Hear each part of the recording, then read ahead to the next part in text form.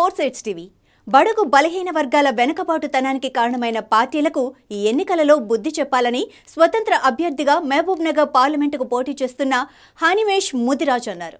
గతంలో ఉపాధ్యాయునిగా పనిచేసిన తాను పేద సామాజిక వర్గాలకు సరైన న్యాయం చేయాలన్న సంకల్పం తపనతోనే రాజకీయాల్లోకి వచ్చానని, అందుకే స్వతంత్ర అభ్యర్థిగా పోటీ చేస్తున్నానని చెప్పారు.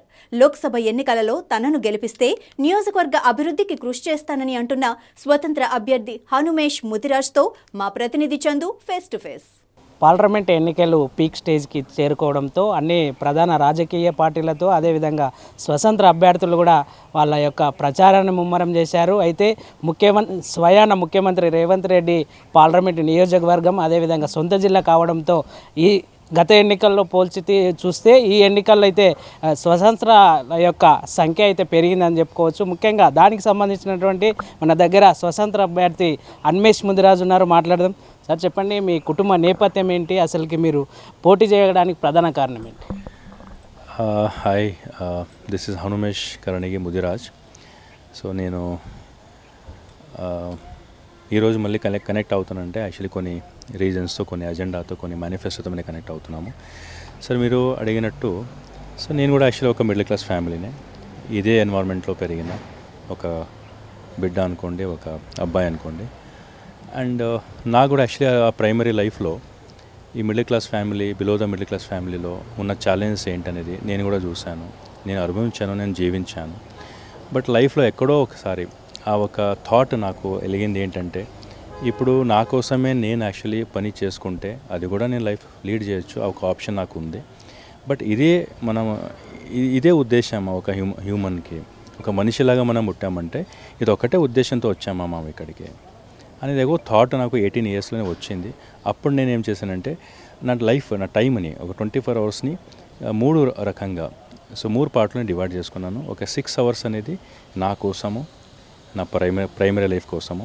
నెక్స్ట్ 6 అవర్స్ అనేది నా ఫ్యామిలీ, నా పేరెంట్స్ కోసము. థర్డ్ యాక్చువల్లీ 6 అవర్స్ వచ్చేసి నా సొసైటీ కోసం. ఇలా యాక్చువల్లీ నేను 18 అవర్స్లో నేను యాక్చువల్లీ డివైడ్ చేసుకొని 18 అవర్స్ నేను మా పని మొదలుపెట్టాను.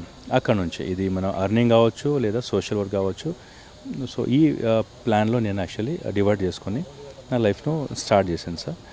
సో ప్రైమరీ లైఫ్ ఇప్పుడు నాకు 40-45 ఏజ్ ఉంది. ప్రైమరీ డ్యూటీ యాక్చువల్లీ ఒక రకంగా సెటిల్ అయ్యాను అనుకుంటాను. సో తర్వాత ఇక్కడ సెకండరీ డ్యూటీ అనేది యాక్చువల్లీ ఒకటి ఉంది. సో దానికోసమే నేను ఇక్కడ ఒక ఇండిపెండెంట్గా స్వతంత్ర అభ్యర్థిగా నేను యాక్చువల్లీ ఇప్పుడు మొదలుపెట్టాను. బట్ ఇది ఒకరోజు ఒక ఎపిసోడ్ పని అయితే కాదు, ఇప్పుడు ఈరోజు మొదలుపెట్టాము. సో నన్ను కూడా వాళ్ళు అక్సెప్ట్ చేయాలంటే ఇప్పుడు ఉన్న సిచ్యువేషన్ ఎలా ఉంటుందంటే, నేను ఓకే నాన్ పొలిటికల్ బ్యాక్గ్రౌండ్తో వచ్చానని వాళ్ళు నన్ను అక్సెప్ట్ చేయడం కానీ అంత స్పీడ్గా ఉండదు అనుకుంటాను. బట్ ప్రాక్టికల్గా మనం మాట్లాడుకుంటే 1% యాక్సెప్టెన్స్ ఉంటుంది, 90% రిజెక్షన్ ఉంటుంది. బట్ దాదాపు నేను మీకు ఎగ్జాంపుల్ చెప్పినట్టు ఒక స్టార్టింగ్లో మహాత్మా గాంధీ కూడా అలానే యాక్చువల్ జరిగింది ఇండియాలో. ఇది ఒక హ్యూమన్ నేచర్ అది. సో టైం తీసుకున్న తర్వాత యాక్సెప్ట్ చేస్తారు. సో నేను ఉంటాను, మీ మధ్యలో ఉంటాను. సో యాక్సెప్టెన్స్ కోసం యాక్చువల్లీ వెయిట్ చేస్తాను. సో అనేది నేను చెప్పగలను. ప్రధానంగా ఏదైతే ఒకవైపు ప్రాంతీయ పార్టీ సిట్టింగ్ ఎంపీ ఉన్నారు, ఒకవైపు రాజకీయ పార్టీలు ఉన్నారు, వాళ్ళతో ఎలా ఢీకొనబోతున్నారు మీరు? ముఖ్యంగా ఓటర్లకు ఏ మెయిన్ పేస్టో చెప్పి ఓటు అడగబోతున్నారు. సార్ మీకు కాంపిటీషన్ అయితే స్ట్రాంగ్గా కనిపిస్తుంది. ఈవెన్ పబ్లిక్ కూడా అలానే ప్రజెంట్ చేస్తున్నారు. కాంపిటీషన్ చాలా స్ట్రాంగ్గా ఉంది, అందరూ చాలా స్ట్రాంగ్గా ఉన్నారని.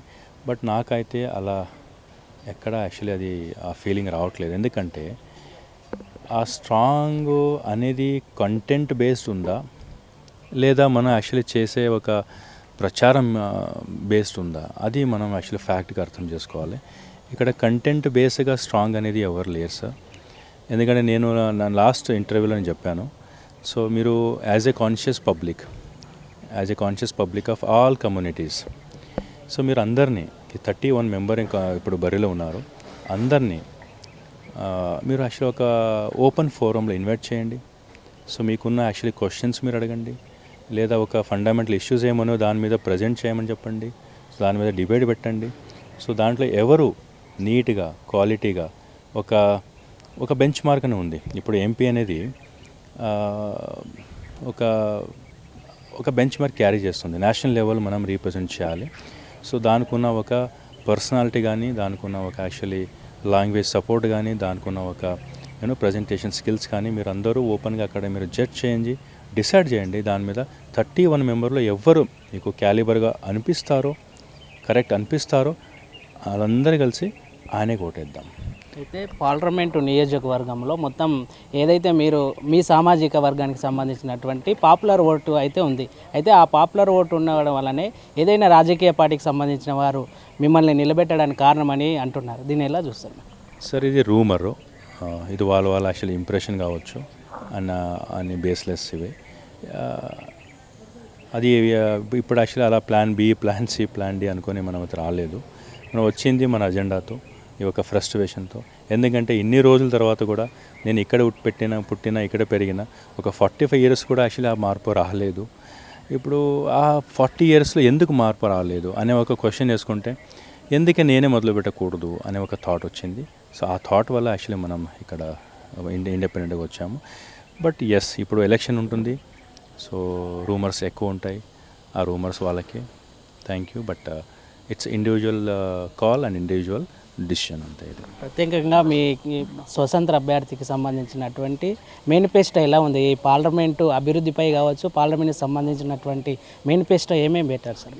సార్ నేను చెప్పినట్టు ఒక 15 పాయింట్స్ అజెండా అయితే క్యారీ చేస్తున్నాను. సో దాంట్లో మేజర్గా కీ పాయింట్స్ మనం డిస్కస్ చేసాం ఆల్రెడీ. అండ్ నా వచ్చేసి మేనిఫెస్టో ఇలా ఉంది. సో బేసిక్గా నేను మీకు చూపిన ఇంట్రెస్ట్ ఇది ఉంది.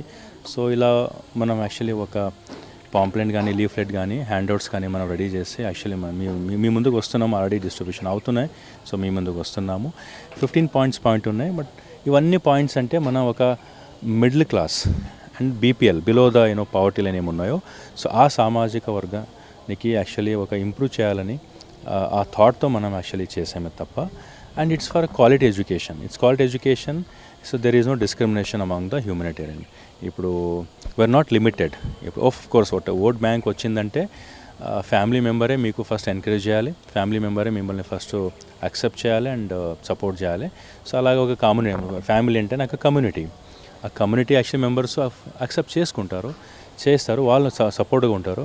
అలా అని మన అజెండాలో, మన విజన్స్లో ఒక కమ్యూనిటీగా లిమిటేషన్ కాకుండా కంప్లీట్ ఈ కాన్స్టిట్యున్సీలో ఏముంటారో it's all for the humans, it is not for the actually community. So మన విజన్, మన అజెండా వచ్చేసి all for the humans, all the citizens and all actually the peoples of the constituency. అలా ఉంటుంది.